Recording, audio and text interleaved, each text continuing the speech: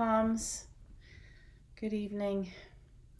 Thank you for your contributions to last week's class on working with lesbian, gay, trans couples, queer identified couples, and relationships. You read a bunch of materials. You saw a video interview. Some of you may have watched it with me interviewing trans identified therapist called Elijah Nella. It seems like most of you saw the video of the interview Susan Johnson did with the gay male couple, and centered your responses around that video. I'm going to go for some larger themes and issues that came up and questions that arose from those themes as I read the overall discussion.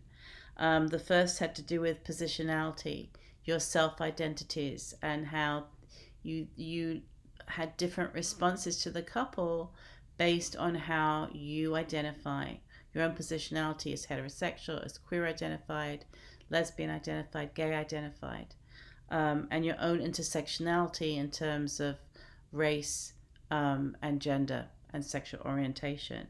And of course, these are the complexities that we have to be paying attention to and tracking all the time, that they can't really be teased apart.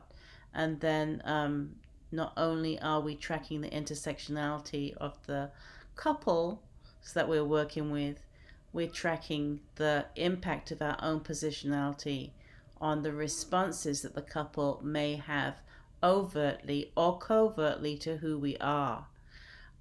In saying that, I'm also thinking about this week's activity where you're creating a relational cultural mask for the relationship. For one of the, we had two readings, and there's the article in the ebook talks about one heterosexual couple, and the article in the Creating Connections book talks about another heterosexual couple, and you're going to pick one of those couples and create a mask that reflects the relational cultural paradox as a kind of a projection, a projective tool, an externalization.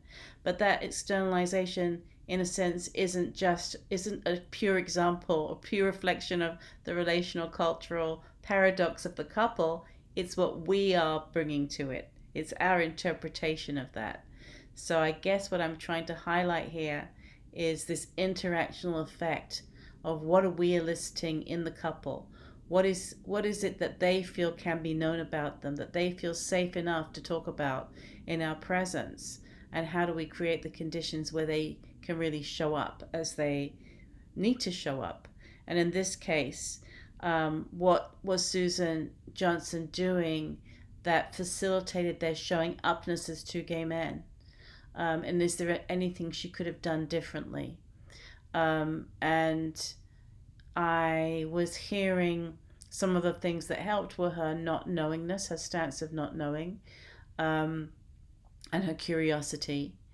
And yet, was there, where is the line between sort of curiosity because I don't know enough about your culture, and curiosity that is helpful because it's asking questions and opening spaces that otherwise wouldn't have been opened in that are ultimately really helpful for the couple to hear.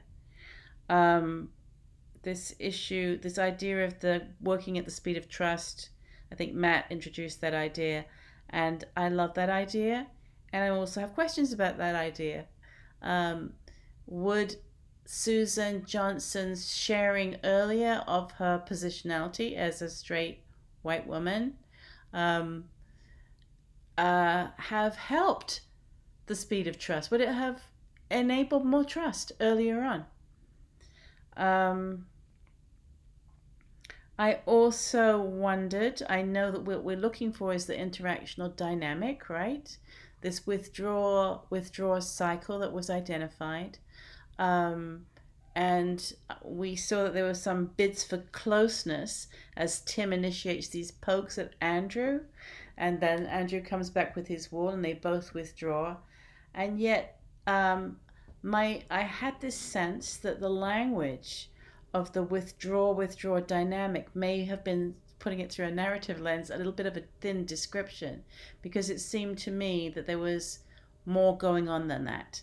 It seemed that there were many bits of connection throughout this session, um, from Tim to Andrew, and they weren't responded to.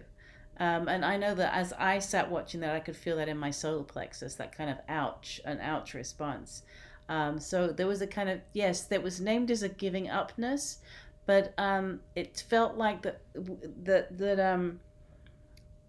the naming of the withdraw seemed a little bit too thin. I don't know what you think about that, but I'm putting it back out there to you. So I'm left with a question: who should initiate bringing in the larger social context? Do you wait until it's named? Do you wait until you feel like it's in the room? Do you take a risk and say, I'm wondering what it's like for you to work with me as a heterosexual woman? Let me tell you something about my prior experiences of working with couples across difference, however it might come across. What might help them be able to show up more and talk about their own experience from within their cultural perspective? Um, because the outsider therapist doesn't know what they don't know. Um, I wanted to raise the issue of the central relational paradox, relational cultural paradox. We're looking at it more specifically this week in relation to heterosexual couples, right? The mask and all that.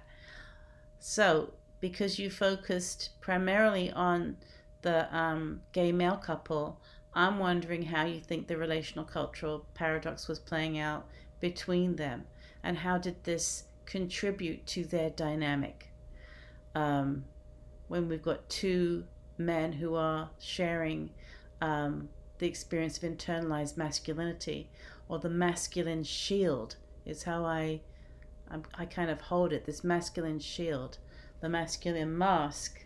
How is that, how could the idea of the relational cultural paradox be helpful in thinking about their dynamics, and how might you bring that as a therapist? So those are some of my thoughts. Just in ending, I want to acknowledge that I know that there's been some broken links in our readings over the last week. Actually, I've tried to restore them, and they're looking like they work from my end. So forgive me. There's only so much I can do if it looks like they're working from my end and they're not from yours. So I'm sorry if that's really causing you inconvenience. It's really not intentional. Also, just to say that the readings from the library, the e-copy library, it's best if you go straight to the library and look up the sources yourself. I had been just because I wanted to be helpful to you, I've been cutting and pasting those links straight into the module, but for some reason they don't stay, they don't last. I don't know why, even though I've updated them 2 or 3 times, they just seem to like disappear. So in future, I'm not going to do that. I am just going to give you the reference, and all you need to do is cut and paste the reference into the library search finder, and you should be able to access it and download the relevant chapters for the future. Okay, so I go easy out there in this world. Keep breathing. That's what I'm trying to do. It's been quite a week. All right, my blessings to you all. Bye.